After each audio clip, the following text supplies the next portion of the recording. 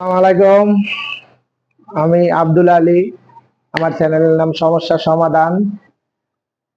আমি একটা বিল্ডিং এ কি কি সমস্যা হয় এটা সমাধান নিয়ে ভিডিও বানাইতে চাইতেছি এবং বানাবো বলবো। এখন যেমন টাইলসের কোনাকানি কেন ভিতরে ঢুকে যায়, টাইলস কেন আওয়াজ দেয়, টাইলস কেন উঁচা নিচা হয়, দেওয়াল কেন একদিকে আইলা যায়, রং কেন উঠা যায়, তারপরে টয়লেটের পরবর্তী ওয়ালের রঙের কেন বুটবুটি দিয়ে উঠা যায়, প্লাস্টারের কেন রং কেন একেবারে বুদি বুদি বুদি বুদি হইয়া চলে আসে, আরো বিভিন্ন অনেক কিভাবে পানি কি করতে হবো, কি চিটিং এই সেই ইত্যাদি, মানে একটা বিল্ডিং এ যত ভুল আছে এগুলার ভুক্তভোগী আমি হয়েছি। তো এখন আমি এইগুলা তুলে ধরতে চাই যেহেতু কারো আর অন্য কেউ এই ভুলটা না করে।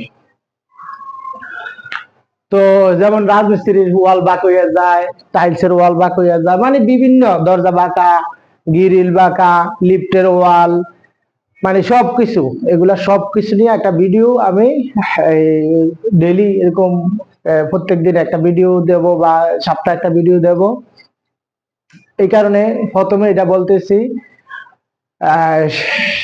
যাদের প্রয়োজন হয় আমার এই ভিডিওটা সাবস্ক্রাইব করে দিবেন। তো এই বলে আজকে একটা লিফটের ওয়াল নিয়ে এখন কথা বলবো শুধু এই ভিডিওতে। বেশি লম্বা ভিডিও বানাইলে মানুষে দেখতে চায় না। আসো, যেমন এই লিফটের ওয়ালটা ক্লিয়ার দেখা যায়। যেমন এই লিফটের ওয়ালটা,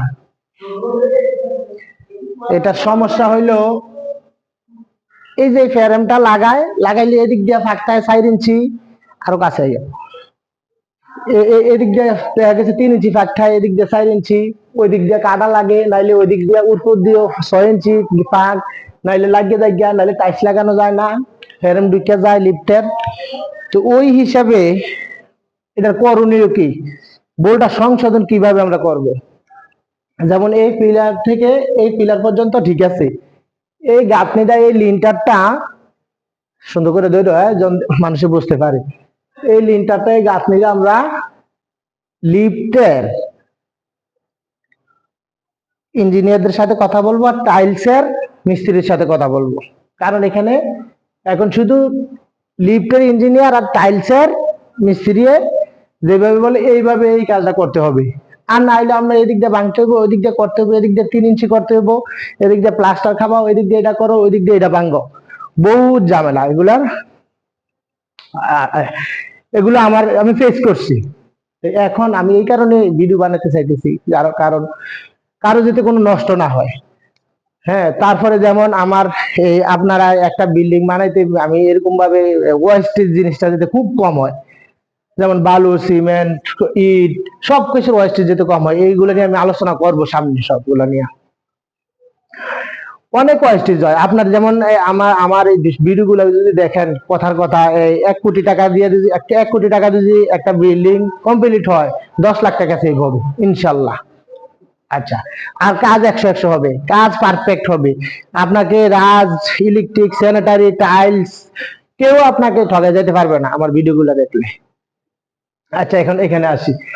যেমন এই লিফটের ইঞ্জিনিয়ার থেকে বলতে হবে যে আমার ফ্রেমটা আউট বাই আউট কত কত হবে।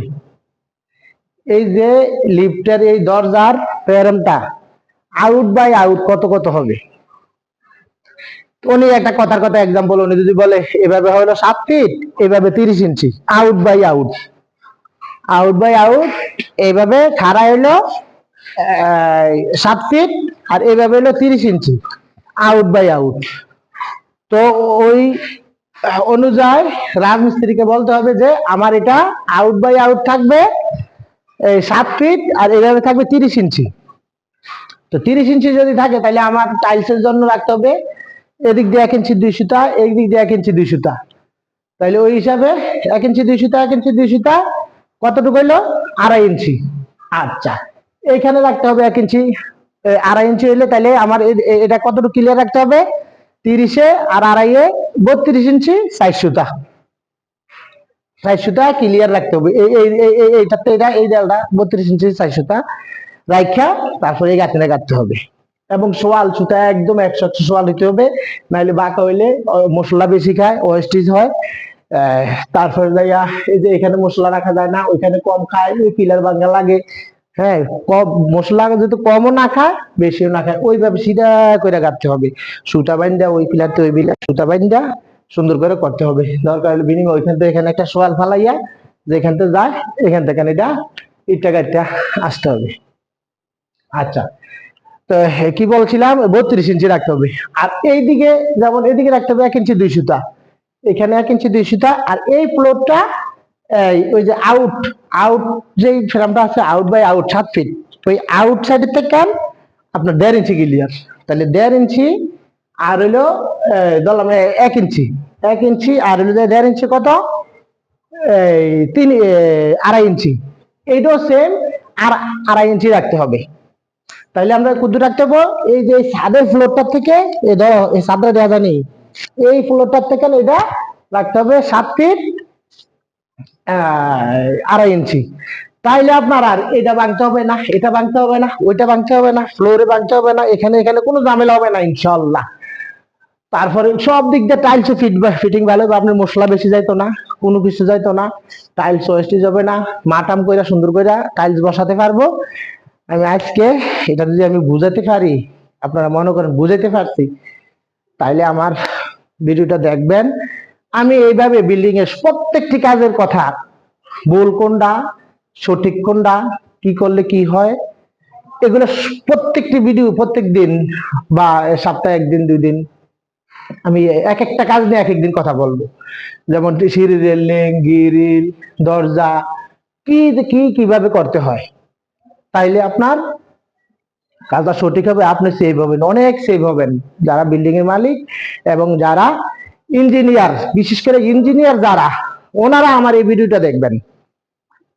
অনেক ইঞ্জিনিয়ার নতুন ইঞ্জিনিয়ার হয়েছে বা 2 বছর 4 বছর এক্সপিরিয়েন্স, ওনাদের হাতে ইয়া আসে নাই, এই যে লিফটের ওয়াল আসে নাই, এই কারণে ওনারা এটা ডিসিশন দিতে পারে না। তো এটা আমরা ভুক্তভোগী, এই কারণে আমরা ভিডিও বানাইছি। আচ্ছা, এই আর ভিডিও বানাই না, এই বলে রাখি। আসসালামু আলাইকুম।